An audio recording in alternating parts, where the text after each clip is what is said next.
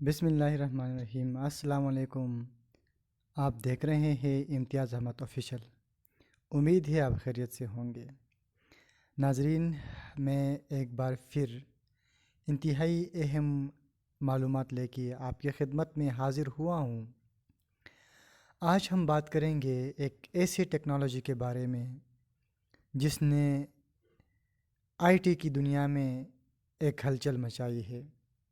جی ہاں، میں بات کرنے جا رہا ہوں ڈیپ فیک ویڈیوز کے بارے میں۔ ناظرین، ڈیپ فیک ٹیکنالوجی دور جدید کا خطرناک ہتھیار ہے۔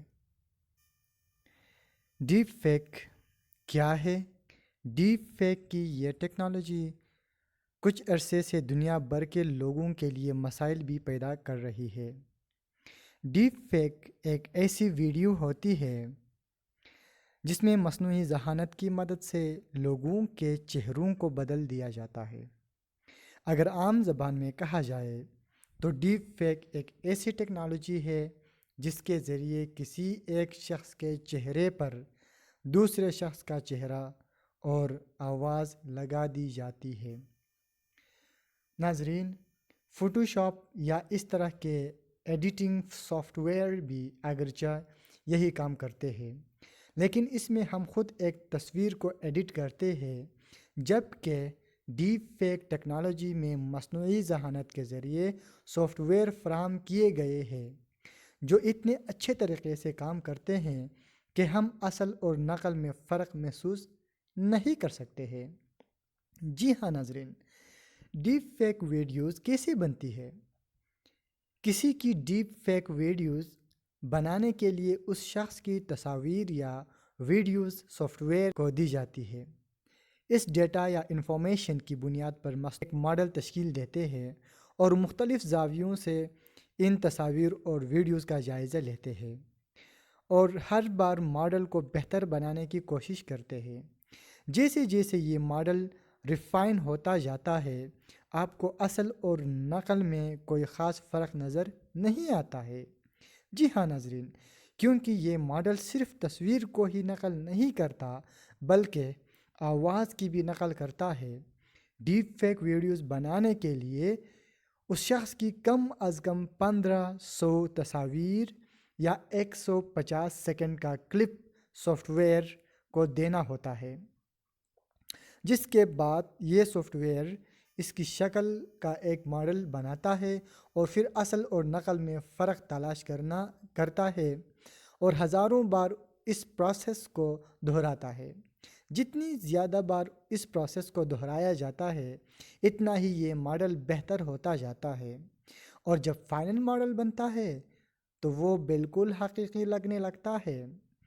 اس وقت بھی انٹرنیٹ پر بہت سی ایسی ویب سائٹس موجود ہیں جن پر $15 میں کسی بھی شخص کی ڈیپ فیک ویڈیوز بنائی جا سکتی ہے۔ اگر بہت ہی زیادہ حقیقت کے قریب یہ ویڈیوز بنانی ہو تو یہ ویڈیوز $60 خرچ کر کے بنوائی جا سکتی ہے۔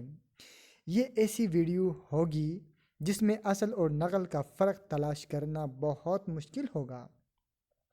جی ہاں ناظرین، نقصانات کیا ہے اس کے؟ اس ٹیکنالوجی کی مدد سے چہرے بدل دینا اور نئی وائس کلپس بنانا جہاں ہمیں تخلیقی آزادی دیتا ہے، وہی اس کے کچھ نقصانات بھی ہیں۔ حال ہی میں باراک اوباما کی کچھ ایسی ویڈیوز بھی منظر عام پر آئے جن میں وہ ناشائستہ جملوں کا استعمال کرتے نظر آئے، جبکہ حقیقت میں وہ ایک ڈیپ فیک ویڈیو تھی۔ اسی طرح انڈین صحافی رانا ایوب کی بھی ایک ڈیپ فیک ویڈیو بنائی گئی جس کے بعد انہیں جان سے مارنے کی دھمکیاں ملیں اور وہ کئی مہینوں تک اپنے کمرے میں قید رہے۔ ناظرین، ڈیپ فیک ویڈیوز کو آج کل ایک خطرناک ہتھیار کے طور پر بھی استعمال کیا جا سکتا ہے۔ اس ہتھیار کا تازہ ترین استعمال روس اور یوکرین کی جنگ میں کیا گیا ہے، جہاں پر پہلے روس کے صدر کی ڈیپ فیک ویڈیو جاری کی گئی، جس کے بعد یوکرین کے صدر کی ڈیپ فیک ویڈیو جاری کی گئی جس میں انہوں نے ہتھیار ڈالنے کی بات کی اور شکست تسلیم کر لی۔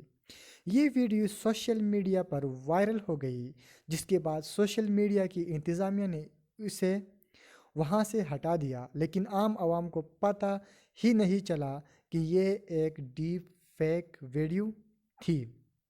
ناظرین، ڈیپ فیک ویڈیوز کی شناخت کیسے کی جا سکتی ہے؟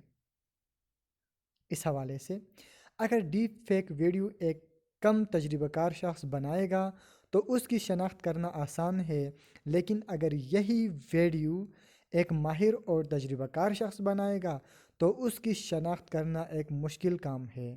امریکہ کی مختلف یونیورسٹیوں میں وزارت داخلہ کی زیر نگرانی ہونے والی تحقیق میں ڈیپ فیک ویڈیوز کو شناخت کرنے والے سافٹ ویئر کی تیاری جاری ہے۔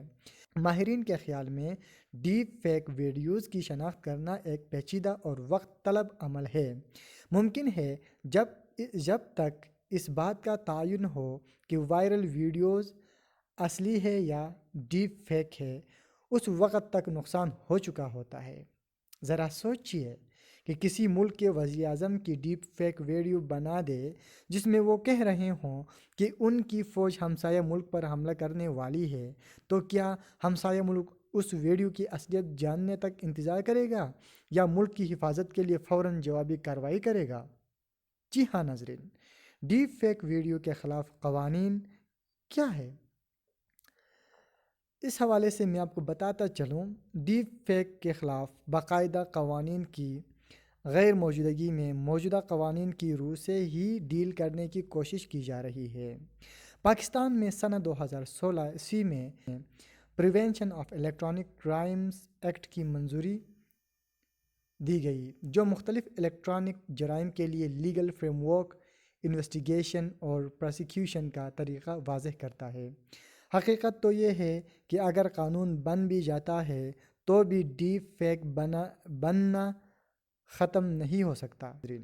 اب اس کا انحصار ہم پر ہے کہ ہم یہ دیکھیں گے کہ انٹرنیٹ پر وائرل ہونے والی ہر ویڈیو حقیقی نہیں ہوتی ہے۔ ہاں ناظرین، اس حوالے سے میں آپ کو بتاتا چلوں، یہ سوشل میڈیا کا دور ہے، انٹرنیٹ کا دور ہے، ٹیکنالوجی کا دور ہے، لہٰذا ہمیں ہر معاملے میں، خصوصاً کسی بھی ویڈیوز کے معاملے میں ہمیں محتاط رہنے کی ضرورت ہے، اور جب تک ہم تحقیق نہیں کرتے تب تک ہمیں کسی بھی ویڈیوز کو یا کسی بھی آڈیو کو ہمیں فارورڈ کرنے سے گریز کرنا چاہیے۔